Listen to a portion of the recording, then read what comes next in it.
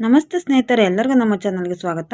ಬನ್ನಿ ಇವತ್ತು ಒಂದು ರುಚಿಯಾದ ಟೊಮೆಟೊ ಬಾತ್ನ ಮಾಡೋಣ. ಯಾವ ರೀತಿ ಮಾಡೋದು ಅಂತ ನೋಡೋಣ ಬನ್ನಿ. ಈಗ ನಾನು ಸ್ಟವ್ ಇಟ್ಟು 2-3 ಸ್ಪೂನಷ್ಟು ಎಣ್ಣೆ ಹಾಕೊತಾ ಇದ್ದೀನಿ. ಎಣ್ಣೆ ಬಿಸಿ ಆಗ್ತಿದ್ದಂಗೆ ಅರ್ಧ ಸ್ಪೂನಷ್ಟು ಸಾಸಿವೆ ಹಾಕೋತಾ ಇದ್ದೀನಿ. ನಂತರ 8-10 ಕರಿಬೇವಿನ ಎಲೆನ ಹಾಕೊತಾ ಇದ್ದೀನಿ. ಕರಿಬೇವಿನ ಎಲೆ ಹಾಕಿದ ನಂತರ ಸ್ವಲ್ಪ ಫ್ರೈ ಆದ ನಂತರ ಈಗ 2 ಪಲಾವ್ ಎಲೆನ ಹಾಕೊತಾ ಇದ್ದೀನಿ. ಪಲಾವ್ ಎಲೆ ಹಾಕಿದ ನಂತರ ಒಂದು ಅರ್ಧ ನಿಮಿಷ ಫ್ರೈ ಮಾಡ್ಕೊಬೇಕು. ಸ್ಟವ್ನ ಲೋ ಫ್ಲೇಮಲ್ಲಿ ಇಟ್ಕೊಂಡು ಫ್ರೈ ಮಾಡ್ಕೊತಾ ಇದ್ದೀನಿ. ಒಗ್ಗರಣೆ ಸೀದಂಗೆ ಸ್ಟವ್ನ ಲೋ ಫ್ಲೇಮಲ್ಲಿ ಇಟ್ಕೊಂಡು ಫ್ರೈ ಮಾಡ್ಕೊಬೇಕು. ಈಗ 4-5 ಮೀಡಿಯಮ್ ಆಗಿರುವ ಈರುಳ್ಳಿನ ಉದ್ದವಾಗಿ ಹೆಚ್ಚಿಟ್ಕೊಂಡಿದ್ದೀನಿ. ಈರುಳ್ಳಿನ ಹಾಕೊತಾ ಇದ್ದೀನಿ. ಟೊಮೆಟೊ ಬಾತ್ಗೆ ಈರುಳ್ಳಿ ಮತ್ತು ಟೊಮೆಟೊ ಜಾಸ್ತಿ ಹಾಕೊಂಡಷ್ಟು ತುಂಬಾ ರುಚಿಯಾಗಿರುತ್ತೆ. ಈಗ ಈರುಳ್ಳಿ ಹಾಕಿದ ನಂತರ ಒಗ್ಗರಣೆಯಲ್ಲಿ ಚೆನ್ನಾಗಿ ಮಿಕ್ಸ್ ಮಾಡ್ಕೊತಾ ಇದ್ದೀನಿ. ನಾನಿವತ್ತು 3-4 ಜನಕ್ಕೆ ಆಗುವಷ್ಟು ಟೊಮೆಟೊ ಬಾತ್ನ ಮಾಡ್ತಾಯಿದ್ದೀನಿ. ನಾನು ರೇಷನ್ ಅಕ್ಕಿಲಿ ಟೊಮೆಟೊ ಬಾತ್ ಮಾಡ್ತಿರೋದು. ತುಂಬಾ ರುಚಿಯಾಗಿರುತ್ತೆ. ಸ್ವಲ್ಪನೂ ತಡ ಹೊತ್ತದಂಗೆ ಉದುದ್ರಾಗಿ ಮಾಮೂಲಿ ಸೋನಾ ಮಸೂರಲ್ಲಿ ಮಾಡಿದಾಗ ಯಾವ ರೀತಿ ರುಚಿಯಾಗಿ ಬರುತ್ತೋ ಮತ್ತು ಉದುದ್ರಾಗಿರುತ್ತೋ ಅದೇ ರೀತಿ ಟೊಮೆಟೊ ಬಾತ್ ತುಂಬಾ ಚೆನ್ನಾಗಿ ಬರುತ್ತೆ. ಮತ್ತು ಈಗ 5-6 ಹಸಿಮೆಣಸಿನ್ಕಾಯಿನ ಉದ್ದಾಗಿ ಹೆಚ್ಚಿಟ್ಕೊಂಡು ಹಾಕ್ಕೊಂಡಿದ್ದೀನಿ. ನಂತರ ಈಗ ರಾತ್ರಿ ನೆನೆಸಿರುವ ಬಟಾಣಿನ ಹಾಕ್ಕೊಂಡಿದ್ದೀನಿ.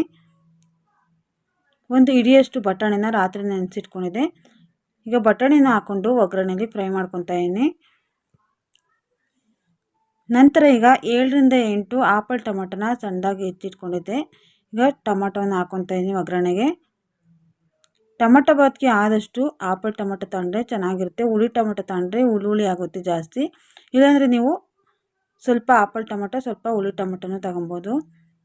ಈಗ ಟೊಮೆಟೊ ಹಾಕಿದ ನಂತರ ಒಗ್ಗರಣೆಯಲ್ಲಿ ಚೆನ್ನಾಗಿ ಫ್ರೈ ಮಾಡ್ಕೊಬೇಕು. ಟೊಮೆಟೊ ಎಷ್ಟು ಚೆನ್ನಾಗಿ ಫ್ರೈ ಆಗುತ್ತೋ ಟೊಮೆಟೊ ಬಾತ್ ಅಷ್ಟು ರುಚಿಯಾಗಿರುತ್ತೆ. ನೋಡಿ, ನಾನೀಗ ಸ್ಟವ್ನ ಮೀಡಿಯಮ್ ಫ್ಲೇಮ್ನಲ್ಲಿ ಇಟ್ಕೊಂಡು ಒಗ್ಗರಣೆ ಚೆನ್ನಾಗಿ ಮಿಕ್ಸ್ ಮಾಡ್ಕೊತಾ ಇದ್ದೀನಿ.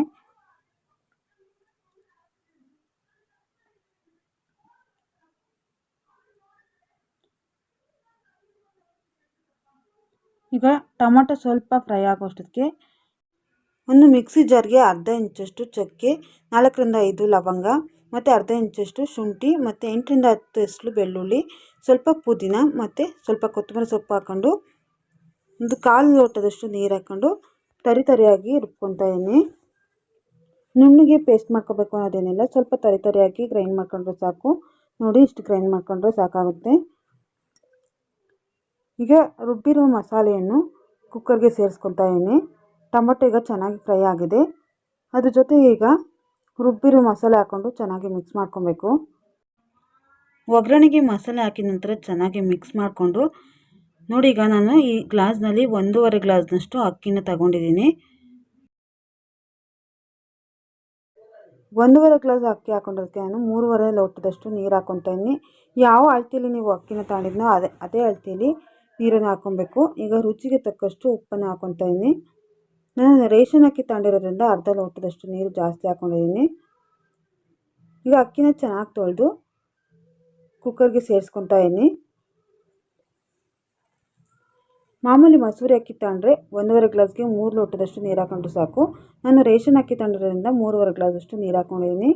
ಈಗ ಚಿಟಿಕೆ ಅರಿಶಿನ ಹಾಗೂ ಅರ್ಧ ಸ್ಪೂನಷ್ಟು ಧನಿಯದ ಪುಡಿ ಹಾಗೂ ಅರ್ಧ ಸ್ಪೂನಷ್ಟು ತುಪ್ಪವನ್ನು ಹಾಕ್ಕೊತಾ ಇದ್ದೀನಿ. ತುಪ್ಪ ಮತ್ತು ಧನಿಯದ ಪುಡಿನ ಹಾಕೋದ್ರಿಂದ ಟೇಸ್ಟು ತುಂಬಾ ಚೆನ್ನಾಗಿ ಬರುತ್ತೆ. ನಿಮಗೆ ಖಂಡಿತ ಇಷ್ಟ ಆಗುತ್ತೆ. ಈ ರೀತಿ ಒಮ್ಮೆ ಟ್ರೈ ಮಾಡಿ. ನೋಡಿ, ಈಗ ನೀರು ಚೆನ್ನಾಗಿ ಕುದೀತಾ ಇದೆ. ಈಗ ನಾನು ಕುಕ್ಕರ್ ಮುಚ್ಚಳನ ಮುಚ್ತಾ ಇದ್ದೀನಿ. ವೆಯ್ಟರ್ ಹಾಕಿ 1 ವಿಸಲ್ ಕೂಗಿಸ್ಕೊಂಡ್ರೆ ಟೊಮೆಟೊ ಬಾತ್ ರೆಡಿ ಆಗುತ್ತೆ. ನೋಡಿ, ಈಗ ನಾನು ಮುಚ್ಚಳನ ತೆಗೆದು ತೋರಿಸ್ತೀನಿ ಯಾವ ರೀತಿ ಟೊಮೆಟೊ ಬಾತ್ ತುಂಬಾ ಚೆನ್ನಾಗಿ ಉದುರಾಗಿ ಬಂದಿದೆ ಅಂತ.